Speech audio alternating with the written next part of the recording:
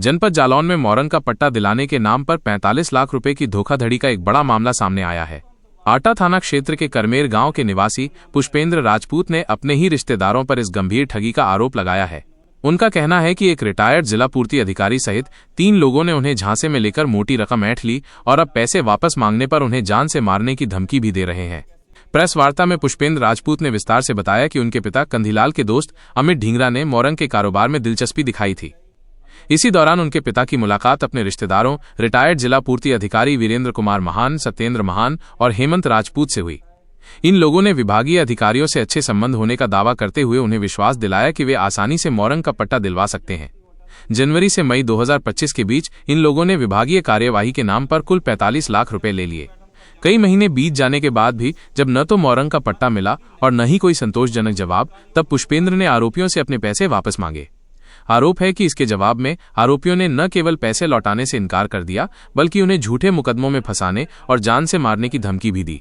पुष्पेंद्र राजपूत ने इस मामले की शिकायत जिलाधिकारी और पुलिस अधीक्षक से भी की, लेकिन उनका आरोप है कि अभी तक इस मामले में कोई ठोस कार्रवाई नहीं हुई है। प्रशासन की इस कथित निष्क्रियता पर सवाल उठ रहे हैं, खासकर जब आरोपी खुद एक सेवानिवृत्त सरकारी अधिकारी है। पीड़ित ने अब मुख्यमंत्री से सीधे शिकायत करने की बात कही है।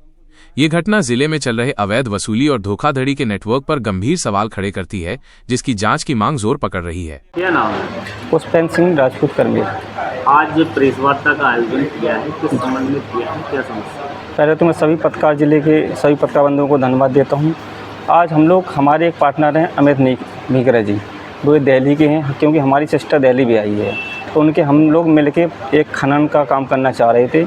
हमारे जो फूफा जी है यहाँ के वीरेंद्र महान जी, प्रेसिडेंट में रिटायर्ड हो गए, जिला पूर्ति अधिकारी थे।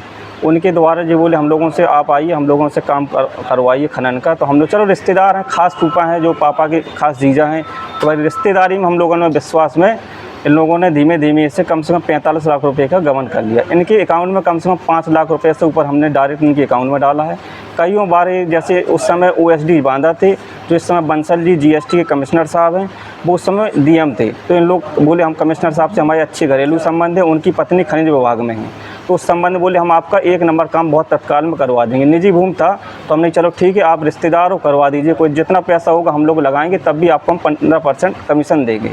तो इस प्रकार कमिश्नर साहब लोग ये लोग लुभा गए, बाहर हमें गाड़ी पर खड़ी कर दिया, बोले कमिश्नर साहब को 10 लाख देना है, फिर बोले हमें 2.5 लाख देना है, फिर उसके बाद खनिज हमीरपुर बोले हमें 2.5 लाख यहाँ देना है। तो इसी प्रकार से धीमे धीमे हम लोग कम से कम 45 लाख रुपये का गबन कर चुके। जब हमने जानकारी की फाइल 2 महीने 3 महीने से क्यों नहीं हुआ, आगे क्यों नहीं बढ़ा है, तो खनिज विभाग में बता रहा है कि जिस दिन इन्होंने पैसे लिए 11 मई को 10 लाख लिए, तो उसके 2 दिन पहले खनिज विभाग का ही उसके मेहनतकारी का ट्रांसफ़र हो गया था। उसके बाद जागृति होटल में आए हैं, बोले खनिज विभाग की गिलोरो आई है, 95 नंबर था, यूपी कुछ 95 था, बोले आप 10 लाख दीजिए, तब खनिज विभाग के अधिकारी खड़े हुए हैं। तो उस दिन हमने जागृति होटल में 11 मई को उनको 10 लाख रुपए दिए हैं।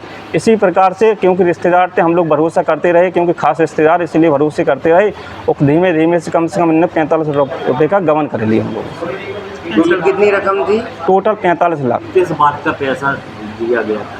पैसा इस बात का दिया गया था कि आप ये लोग कह रहे थे हमारे कमिश्नर साहब से संबंध अच्छे हैं। उस समय क्योंकि जो OSD थे, कमिश्नर साहब जो बंसल जी हैं वो DM थे बांध आगे। पैसा किस बात का दिया गया? पैसा इस बात का दिया था खनन के संबंध में, बालू निजी भूमि चलाने के संबंध में। खनिज पट्टे आपको दिलवाने के नाम पर? जी, निजी भूमि कराने के संबंध में। फिर इस मामले की शिकायत आपने कहीं की? हमने इस मामले की डायरेक्ट हम फिर वहीं गए कमिश्नर साहब के पास, उन्होंने जिलाधिकारी महोदय जी को हमीरपुर फ़ोन किया, बोले मेरे नाम से इन्होंने चीट किया, तत्काल पर FIR करिए। हम DM साहब से मिले, DM साहब ने हाल SP साहब को फ़ोन किया हमीरपुर वालों को, बोले फिर उन्होंने बताया कि पुष्पेंद्र जी आपका मामला हमीरपुर का है।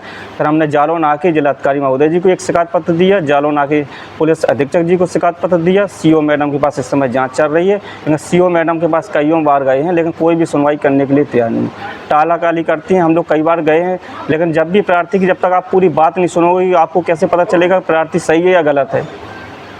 कब का ये मामला है? ये 2-3 महीने हो गए। अभी शिकायत तो हमने 23 तारीख को दी थी माननीय जिलाधिकारी जी को और पुलिस अधीक्षक जी को। ईमानदारी से निष्पक्ष होकर कार्रवाई, चाहे हम अगर गलत हों तो हम पे कार्रवाई करें, अगर वो गलत हैं तो उन पर कार्रवाई करें। मुकदमा नहीं लिखा गया? अभी तक कोई मुकदमा नहीं लिखा गया, किसी प्रकार की ना तो कोई जांच की गई है। उन लोगों 2-3 दिन हो गए, किसी प्रकार का फ़ोन भी नहीं आ रहा कि आइए क्या है क्या नहीं है। आपके पास ये पैसे देने के कुछ तथ्य? हाँ बिल्कुल, एक एक मेरे पास रिकॉर्डिंग है, तत्व PDF जो CO मैडम ने मांगी थी, जो रिकॉर्डिंग हमने पेश की है उसको भी है, जो पैसा हमने भेजा है एक एक बैंक से लेके हर प्रकार का हमने उनके पास जमा कर दिया है, तब भी किसी प्रकार की कार्रवाई नहीं है। ऑनलाइन जो ट्रांसफ़र किया? हाँ, जो ऑनलाइन किया था उसका भी हमने सब जमा कर दिया, जो रिकॉर्डिंग है वो भी हमने जमा कर दिया, एक एक प्रूफ जो भी हमारे पास हैं, और जैसा ये मांगना चाहे हम लोग देने के लिए तैयार हैं।